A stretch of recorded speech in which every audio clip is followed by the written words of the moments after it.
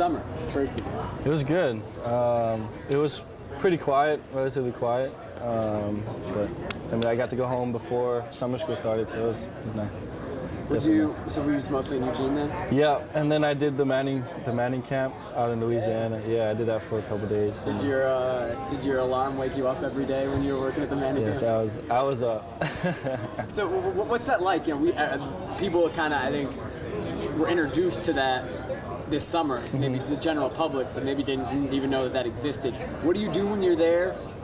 What role do you play when you're at the Manning camp? The Manning camp is a camp for, you know, guys from high school to, you know, I think it runs actually to freshmen, so that's on me. But yeah, you know, it's a good deal. You know, we get to help out kids. You know, they bring in quarterbacks from all over, and they have them teach specific things. Like one of my stations was the zone read station, so it's kind of fun to teach that to a lot of young kids. But I mean, other than that, you know, you hang out, you get to know people, you get to learn a lot about, you know, guys, you know, what they've been through, and then, you know, you just get to kind of hang out and enjoy some good food. Then. Do you get invited? Do you like apply to go? How do you become an instructor there? I think it's through invitation. So the Mannings will invite depending on, you know, who they want. Brian Bennett was there, wasn't he? Yes, he was. How was that? How was seeing him? It was great to see him. He's doing really well. You know, he's enjoying himself. He's looking forward to starting up the season. He's going #1 going in, so, you know, I'm really looking forward to see what he's going to be able to do. Other than Manning camp, what did you do this summer? I was out in Eugene, hung out, you know, worked out, had summer school, which, you know, kept me relatively busy, but, you know, it's kind of a nice little quiet time before the season started. Now that you're the guy going in, did it change your approach this summer from a leadership perspective? Yes, from a leadership perspective it did, just because Coach Helfrich wants me to be a little more vocal, you know, get out of my shell a little bit, and, you know, I got to thank the guys because they kind of helped me along the way with that, because I tend to be a little quiet in nature, but, you know, it's one of those things that, you know, I'm learning and, you know, growing at the same time. Yeah, do you have to I mean, how do you do it? How do you force yourself to be more vocal? It's just not necessarily harping on guys, but just, you know, going up to somebody and saying, you know, this is what I saw, or, you know, trying to get the guys going when, you know, it's a little flat, but, you know, and that is just, you know, trying to just express myself a little more. Was the summer any different without Chip there? I mean, you can't talk with the coaches. There's limited interaction you can have with them. But since he's gone, was there any difference to the summer? You know, not really. You know, like you said, we don't have a lot of contact with the coaches, so basically we were just kind of on our own, you know, making sure we get 7 on and different stuff going. But, you know, I'm really looking forward to fall camp, because that's when we're really going to have starting, you know, to get hands-on with the coaches and, you know, just, you know, learning a lot more from these guys. Who impressed you this summer, the guys you were working out with? I mean, everyone was there, everyone was working hard, but, you know, there's a few freshmen that kind of stood out, you know. Rodney did really well, and, you know, guys like Devin Allen and Thomas, and, you know, I could name all the freshmen, because they came out and they really were prepared and they really worked hard, but, you know, I'm just excited to see those guys go. I've heard a lot about Rodney. What makes him stand out? I can remember the first 7 on, he stepped right in and you know, was making plays. He was all over the field, and, you know, that's saying a lot for a guy just coming straight out of high school. But at the same time, you know, we're really looking forward to seeing these guys in pads and seeing how they react to the speed. Scott Frost is going to be calling plays this year. Plays coming up from the booth as opposed to being called on the field like Chip used to do. Does that change anything? Does that change how fast you guys can go? Not at all. I think I'm sure Coach Helfrich will have his input as well, but, you know, Coach Frost, you know, he understands that tempo is really our asset, and, you know, I think we're going to continue just to try to push the pace.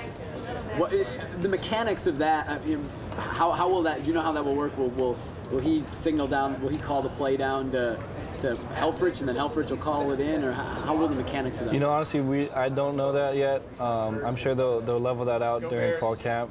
But other than that, you know, I'm not too sure. D'Anthony, you know, is back again. Obviously, everybody knows what he can do. What do you see his role being this year? You know, I see it just the same as it has been the last couple of years. I'm sure, you know, we're going to try to give him the ball a little more in the backfield, but at the same time, you know, he's such a versatile athlete that, you know, we need to get him the ball in space, whether that's out, you know, on flat routes or, you know, inside zones. It's just we got to find a way to get the guy the ball because he can really make plays for us. That being the case, who's gonna shoulder the load running the ball as a traditional running back? We're gonna find that out in fall camp. You know, I'm sure Coach Helfrich and Coach Frost, you know, they're gonna try to iron out who's gonna be shouldering most of the load. But you know, I really can trust any one of those guys. I mean, Byron or, you know, if it's Thomas, you know, I feel like any of these guys can really just kind of take the load on, and you know, I'm really looking forward to seeing who it is. There was an interesting article that came out yesterday on the Monday Morning Quarterback, which is Peter King, Sports Illustrated. He has a new site about stopping the zone read, and it's basically they went in and sat down with Stanford's defensive coordinator, who I think was teaching this to NFL players or NFL coaches, and it was basically talking about stopping you guys and how they stopped you guys. Do you think that it's teams are beginning to figure it out, how to stop what you guys do offensively? That's a hard question. Honestly, I don't know, but you know, I think relatively it was, you know, that game when we played Stanford, it was a token to them because they came out, they played hard, and they did a really good job of tackling in space. And I think, you know, when you tackle guys in space, especially our guys, you know, that kind of slows us down a little bit. But more than that, you know, I think it's not easy to stop, and I don't know if people can figure it out. Does that Stanford game motivate you guys? Have you used that as motivation? I don't think we need to use it as motivation. I feel that, you know, being as close as we were last year to, you know, going all the way, I think it's enough for motivation to get guys going. Yeah.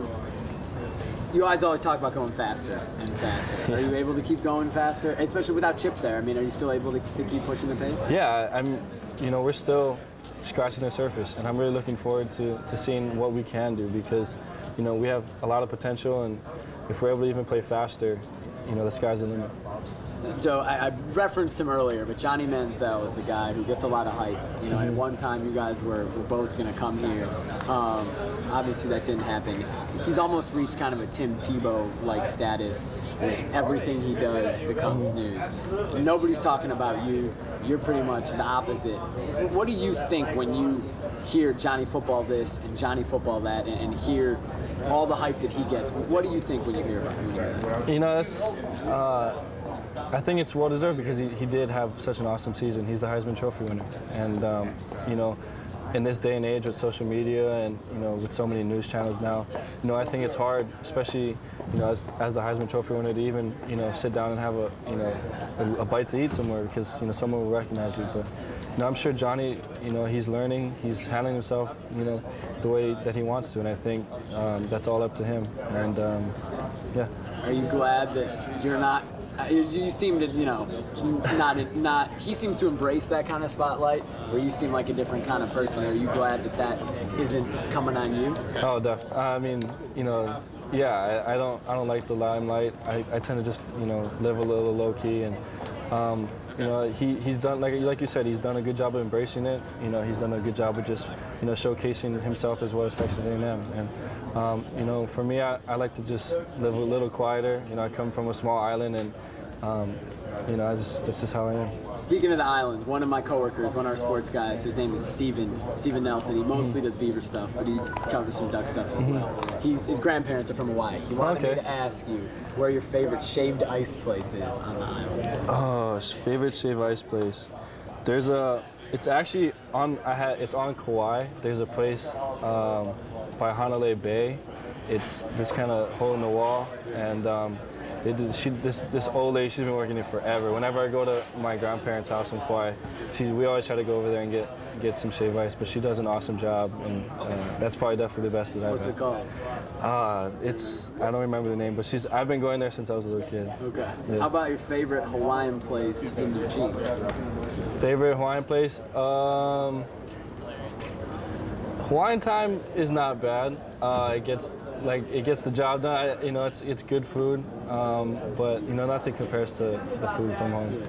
Marcus, thanks, man. Of course. Appreciate nice to see you. Sorry, I'm from Eugene. I'm gonna milk these guys for all it's worth. You know? About 8 minutes each, and for Eco, Yeah. 8 minutes as well. That's great. Thanks, man. I'll see you back in Eugene. See you See you on Monday. Well, a week from Monday. Yeah. Cool. Like,